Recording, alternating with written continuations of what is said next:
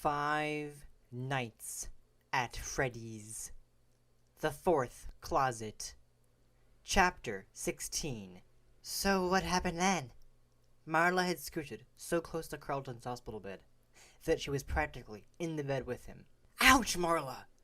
The nurse said I needed sleep, and I shouldn't be exposed to a lot of stress right now.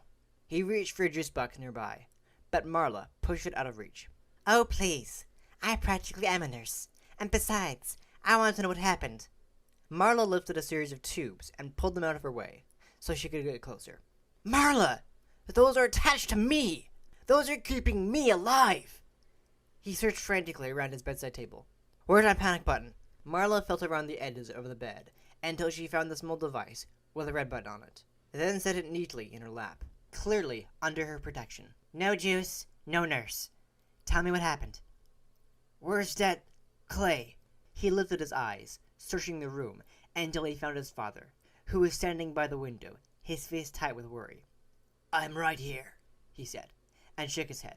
You gave us a scare, and it wasn't a practical joke this time. Carlton grinned, but it was short-lived, as he glanced around the small room in distress. Are the kids all right? He asked, not sure he wanted to hear the answer. They're safe, all of them, Jessica said quickly. All of them? Carlton said, in joyful disbelief. Yes, you saved him, the last one. Jessica smiled. And he's okay, Carlton said again for confirmation, and Jessica nodded. And Charlie, he said softly. Jessica and Marla looked at each other, unsure. We don't know, Clay said, stepping forward. I've been out to look for her, and I'm going to keep looking for her. But so far... He broke off, then cleared his throat. I'm going to keep looking, he repeated. Carlton looked down thoughtfully, then looked up once more. And what about Hot Charlie? Marla slapped Carlton's shoulder, and he recoiled.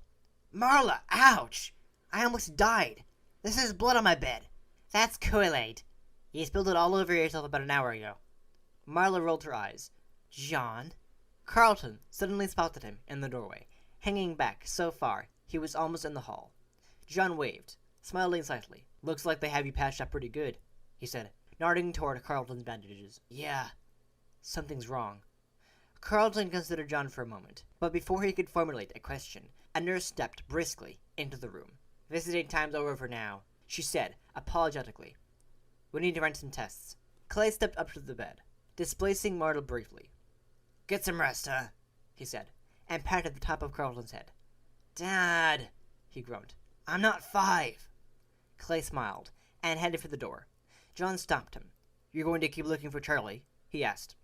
Of course, Clay said reassuringly, but gave him a confused look before leaving the room. You're not going to find her, John said softly. The rest of them watched, discomfited, as John slipped out the door without another word, not waiting for anyone else. Hey, we found this next to you. I wasn't sure if it was important, Jessica said, pulling Carlton's attention back, and handed him a folded piece of paper, heavy with crayon marks within. He unfolded it, revealing a grassy hill with 5 children running over it, the sun overhead. Yours? Jessica asked. Yeah, Carlton smiled. Mine. Okay. Jessica gave him a suspicious look, then returned the smile, leaving the room. Carlton held the drawing close and gazed out the window. He had come into the room cautiously, afraid to wake her up.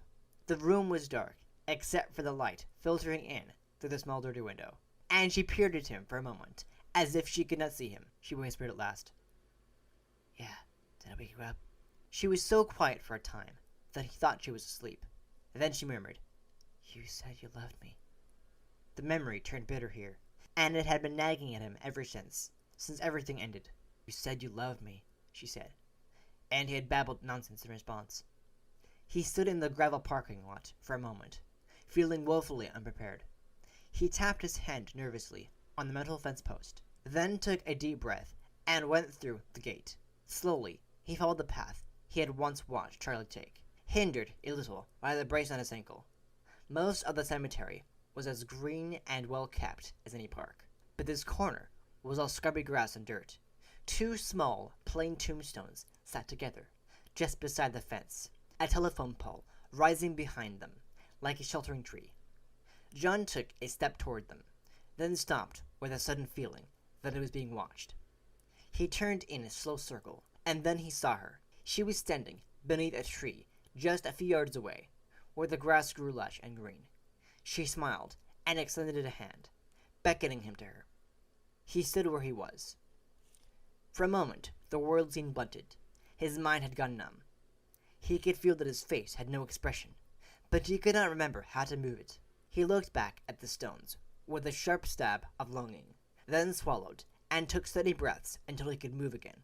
He turned to the woman under the tree, her arms still extended, and went to her.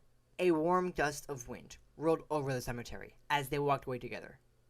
The trees rustled, and a rush of leaves blew across the stones, sticking to some.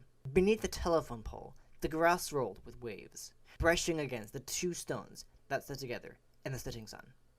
The first was Henry's. The other read, Beloved Daughter, Charlotte Emily, 1980 to 1983. From the telephone pole above, a crow cawed twice, then launched itself into the sky with a flurry of wings. And that is the end of Five Nights at Freddy's, The Fourth Closet.